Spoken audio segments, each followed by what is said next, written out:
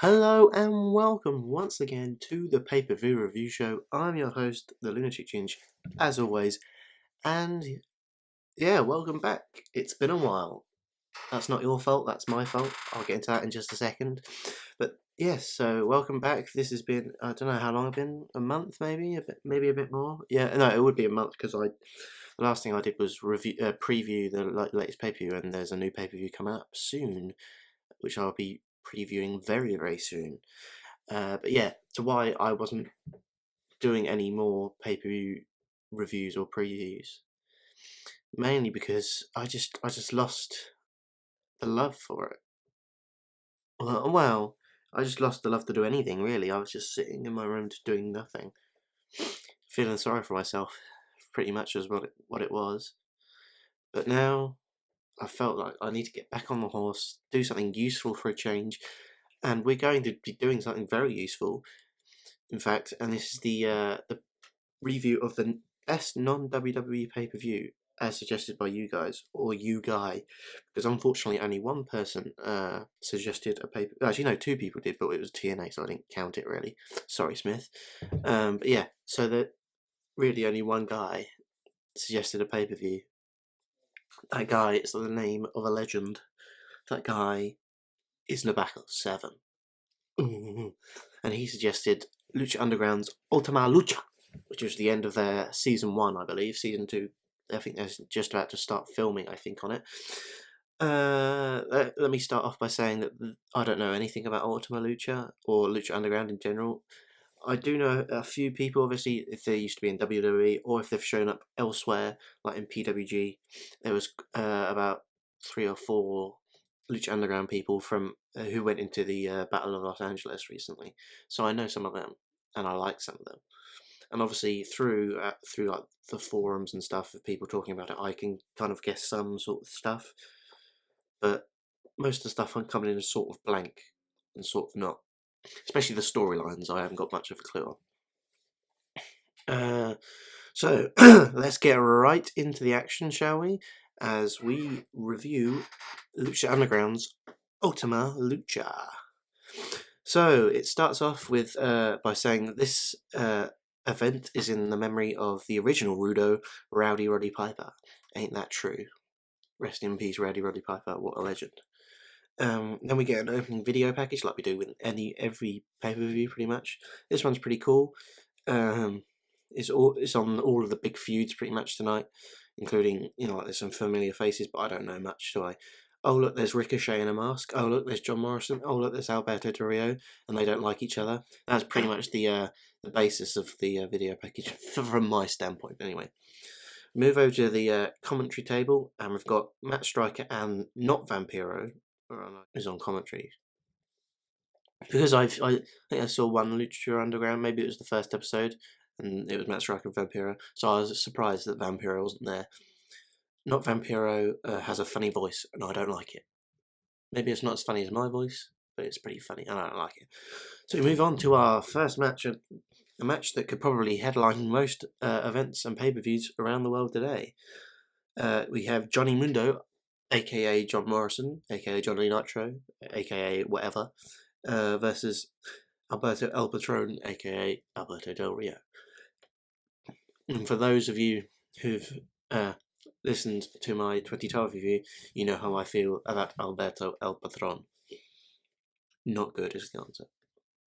Okay, cool. This is starting out with something that I'm kind of familiar with, and it's similar. Mundo is the heel, or Rudo, in this situation, which I think is a strange choice, because I think Del Rio, if he's got to be something, he should be the heel, I just think. But okay, I can deal with it. It's not something that's a game breaker. They start off on the outside with a Patron beautifully throwing Mundo into the wall. That is what Not Vampiro said. How is that? How is that beautiful? How can you throw someone beautifully into a wall? That's stupid. Not Vampiro. Patron remains in control. Mundo hides under the ring, and when he comes out, he throws dirt, in inverted commas, into El Patron's eyes. He now takes control. Get a big knee to the face that looked pretty nasty, which gets a 2 count. He goes for the Starship Pain already in this match, even though it's not called the Starship Pain, it's called something else. But it's blocked by Del Rio, which leads to a reverse suplex from Patron off the top rope. It was really nice. You don't see that often. That's the one where they kind of, you get your arm over there. I can't really explain it. It's what Google reverse suplex if you don't know what I'm talking about. They brawl in the middle of the ring. Lots of C's and no's. Tilt the World Backbreaker by Alberto. Nice. Backstabber 2, and that gets a 2 count also. He then goes for this like super kick with Mundo on his knees. That seems to be one of his finishes, but he misses. Mundo hits a big enziguri, looks nice, and gets a 2 count as well. So 2 counts here. Then we get a not to be outdone by Alberto Patron. Mundo does a super backstabber off the top rope. Really cool. 1, 2, kick out. 450 splash by Mundo, misses.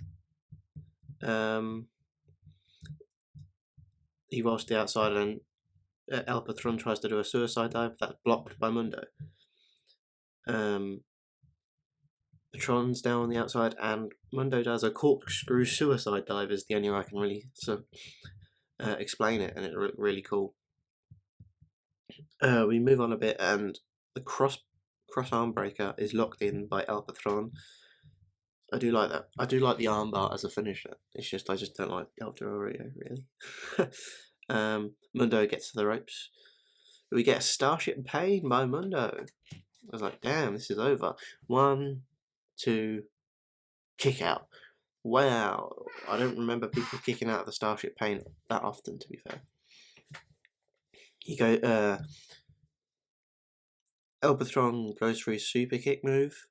He misses Mundo and hits the ref, and then he hits he gets the cross arm breaker on Mundo. Johnny taps out eventually, but he eventually gets out of it. Then they move over to the ropes and he doesn't. Patron does a cross arm breaker over the ropes, and then wait a minute.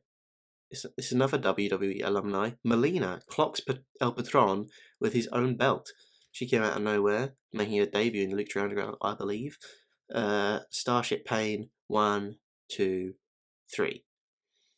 Johnny and Melina back together again.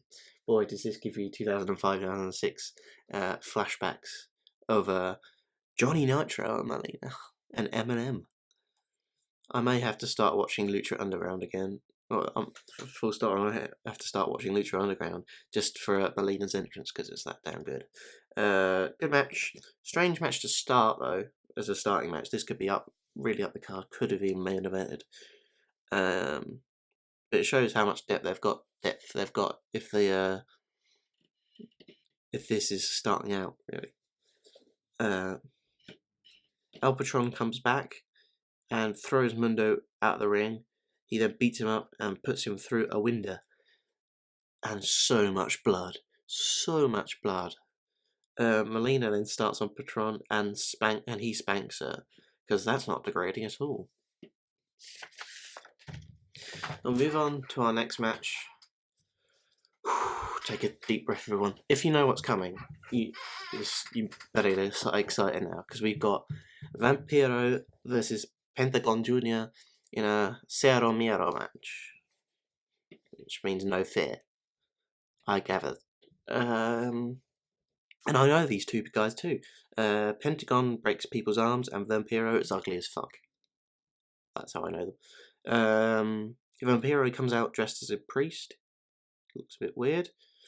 And then we get going. Big chair shots to Vampiro. They then head to the stands and have a big brawl there. Pentagon with a Death Valley driver onto the exposed concrete. He lifts up the mat, and then so many chair shots. Then Rick Knox, i.e. my favourite referee from PWG. If you've seen the stuff on YouTube that he's done, it's just fucking hilarious. He throws up the X. Surely that's game over then. Pentagon gives no shit, minutes and just chokes Vampiro with a wire. Matt Striker tries to be like real and goes, "We're taking an unscheduled commercial break. Just go to a commercial break quick. I'm gonna cry." It doesn't really come off as sincere, but never mind. We come back from a commercial. Vamp's on a stretcher. He fights off the stretcher, i.e. like Mick Foley, Hell in a Cell and stuff. Vampiro now with a spinning heel kick. He's just gone crazy now. And Striker just shouts in my ears so loud. It's the only thing I don't like about Max Striker and the Lucha Underground commentary. They shout so loud in my ears at some of some stuff I can agree, yes, this is a shouting moment, but then sometimes maybe not. Vampiro has thumbtacks. Uh-oh. Pentagon is slammed onto those thumbtacks. Damn.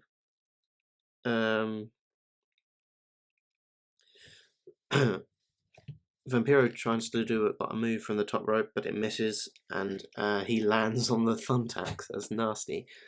This is when it gets absolutely brutal. Pentagon grabs these fluorescent light tubes, and basically the rest of this page of my notes is all capitals. I'm gonna read it as such. Light tube to the face. So much blood. Pentagon licks Vamp. Blood. Another light tube is out. Pentagon thrown into light tubes. Vamp just ripped Pentagon's mask apart. Holy shit. Massive light tube shot to Pentagon. Damn. Oh my giddy aunt. Oh my god. Top rope, belly to belly, onto the thumbtacks. So much blood. Table. Oh no. Lighter. Oh no. Lighter fluid. Oh fucking no. What the fuck? A 48-year-old Vampiro just got put through a flaming fucking table. What the fuck is going on in Lucha Underground? Why did no one tell me this was going on? Pentagon covers Vampiro for the 3 count. What a war. What a match. Holy fucking shit. Is all I can say, really. Vampiro shouts at Pentagon to break his arm because he's a fucking crazy lunatic. Pentagon obliges, obviously. He then is asking where his master is at. Where my master at? Vampiro replies by saying, "Luke, I am your father." I had to get that reference in. Now, we move on to a 7-way match for the Gift of the Gods title. Okay, this is where it's going to get a bit confusing for me because I only know a few of these people. This is for the Gift of the Gods title belt, which gives you a future title shot, I believe. I'm not quite sure in it, but I do see some familiar PWG faces, such as Jack Evans, who is Bay in my Phoenix, who was awesome, who was in PWG for Bola, and Aerostar, who was also in there for Bola, who I thought was a bit shit. Also, people I recognise is Big Rick, i.e. Ezekiel Jackson in WWE, and Sexy Star, the Candice LeRae of Lucha Underground, is how I described her. Also, King Cuerno is here, I've heard his name before, and some other guy who I haven't heard before. This will be chaos, so I'm just going to give you some of the highlights. Aerostar, goes to the air. Jack Evans is the best. That's also what happened. The Tiger Dude, who I didn't know the name of, he kicks Sexy Star in the vag. Now, surely that's not allowed, but apparently it is. Sexy Star was gorilla pressed to the outside. Aerostar flies from like the ceiling, holy fucking shit, onto everyone. Okay, maybe he isn't shit after all. It was just in PWG he was shit. Maybe because it was in America and he hasn't been in America a lot. Maybe that was it. A guy called The Moth. What the fuck? Why is he here? And he's just, I don't understand what's going on. We get a massive suicide dive from King Cuerno when he went far. Another former WWE guy, Davari, remember him, hits Big Rick with a chair. springboard 450 by Jack Evans. And then Phoenix hits his awesome, quite frankly, finisher on Jack Evans and wins a title and a future title shot. Good for Phoenix, so he's a good guy, good wrestler. What Jack Evans doing, but never mind. So next up we get a match between Tejano versus and Blue Demon Jr. We were told at the beginning this is a no DQ match. I don't know much about these two, I'm afraid. Tejano has cowboy boots and Blue Demon is old as fuck. That's what I could gather. Backbreaker by Tejano. Powerbomb too. Demon Jr.'s J&J security, pretty much, attack Tejano, and because this is a no DQ, then get away with it. And then, ooh, Chavo comes out with his chair that he's hit everyone with, it seems. He looks at both. He looks at both of them, but he hits Tejano instead with the chair. Chavo gives Demon the chair, and he hits Tejano too. Demon wins, and Demon and Chavo seem best friends now. That wasn't really much for me, but you know. And now it's time for our main event. Mil Muertes, Prince Puma for the Lucha Underground Championship, and it's a nice belt as well. I like the belt. I don't know much about Muertes except he's meant to be dead, and Katrina is hot as fuck. Prince Puma, i.e. Ricochet, i.e. my boy, is awesome. So this is our main event. I'm ready because Ricochet / Puma, I'll call him Puma for the rest, I swear. He is awesome. So let's go. We get a massive brawl to start. They go into the stands, over the stairs too. Puma picks up Katrina. Hey, wink, wink. Not like that. And uses her as a weapon. Especially those stilettos. Damn, straight in the face. Stiletto to the face. Puma is thrown into wooden chairs. And we get it's like a corkscrew spin kick, but so many turns by Puma. Puma gets a table, sets it up, but then we don't really go into it. Muertes has steps. We get a power bomb onto wooden steps. They're wooden instead of steel this time. But I still got hurt like fuck. Muertes grabs a chair, but Puma drop kicks the chair into Muertes. Puma goes for a suicide dive, but gets hit with a chair on the way through, and it looked nasty. Muertes in control now. And he lodges a chair into the corner. Muertes goes for a German suplex, but it's reversed, and Puma hits a big double foot stomp. Muertes then goes for one of his finishes, it seems, the spear, but he misses and goes head first into the chair. We get the Benadryller, even though it's not called the Benadryller in Lucha Underground, it seems. But that's Ricochet, one of Ricochet's finishes. I don't know if it's Puma's, but it's the Benadryller. It's a great name. 1, 2, no! Big kick out. We get a Phoenix Splash that misses. We get a big power slam by Muertes, which gets a 2 count. Then an absolutely massive Pele kick by Puma. Beautiful. And then one of my favourite Ricochet / Puma's moves, where he does the Northern Light suplex. He floats over and does a deadlift suplex. Absolutely beautiful. And that gets a 2 count. Puma now on the apron, but we get, oh my god, we get a spear through the ropes and sort of through the table, except the table doesn't break. Oh, lol. It's a bit of botchamania there. I am the table. Shout out if you knew that reference. It didn't break, so Muertes powerbombs Puma through it for good measure and gets a 2 count for it. And then we get an awesome chokeslam thing by Muertes. It looked more like the Big the Big Sham, the Big Show choke slam that he used to do, where he went down to like his knees. Looked really cool. The spear misses, and we get that's like the third time the spear's missed or something. So we get a super kick by Puma, doesn't go down. Roundhouse by Puma, he still doesn't go down. Trouble in Paradise, shout out to Kofi, and he does go down. 630 senton, holy fuck. I do love the 630 senton almost as much as I love the double moonsault, which Ricochet used to do. 1, 2. What the fuck? The motherfucker kicked out.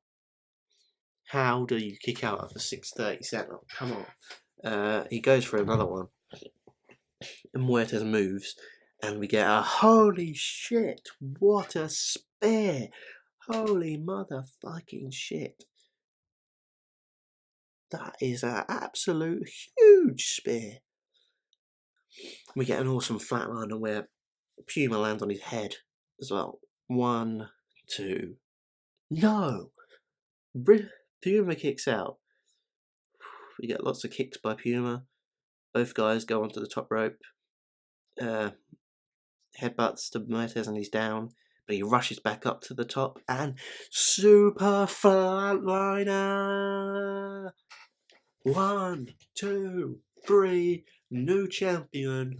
The Mexican Undertaker wins the Lucha Underground title. Wow. Katrina then gets on top of Puma and licks him. Yep, I would be willing to lose for that to happen. The Trios champs who weren't on the show but who are in the same stable, it seems, and they all look dead, come out and pose too. So the Katrina and the stable of whatever they're called, the Death Stable, have got all the titles, and it looks pretty cool, to be honest.